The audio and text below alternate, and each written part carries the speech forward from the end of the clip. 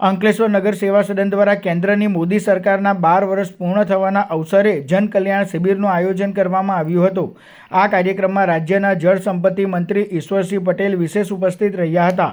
શિબિર દરમિયાન નાગરિકોને સરકારની વિવિધ કલ્યાણકારી યોજનાઓ અંગે માર્ગદર્શન આપવામાં આવ્યું હતું તેમજ લાભાર્થીઓને સ્થળ પર જ વિવિધ યોજનાઓનો લાભ આપવામાં આવ્યો હતો। કાર્યક્રમનો મુખ્ય ઉદ્દેશ્ય સરકારી યોજનાઓનો લાભ વધુમાં વધુ લોકો સુધી પહોંચાડવાનો રહ્યો હતો।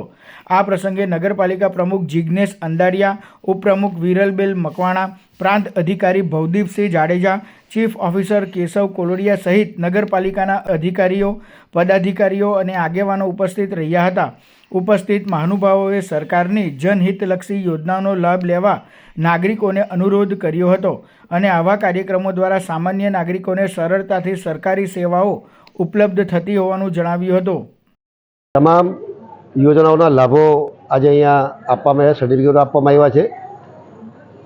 જે લખપતિ દીદી છે એને પણ ધોરણ માટેની સહાય જ આપવામાં આવી છે।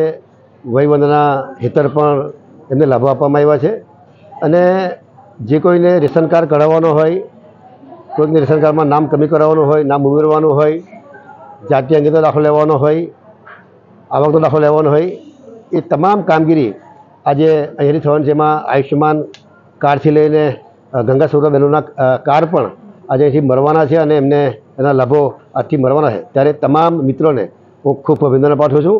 જ્યારે આજે મોદી સાહેબના દેશના વડાપ્રધાન તરીકે જ્યારે 12 વર્ષ પૂર્ણ કરીને 13મા વર્ષમાં જ્યારે પ્રવેશ કરે ત્યારે અનેકવિધ યોજનાઓ આવનારા દિવસોમાં આ લોકોનો લાભ મળે એ માટેનું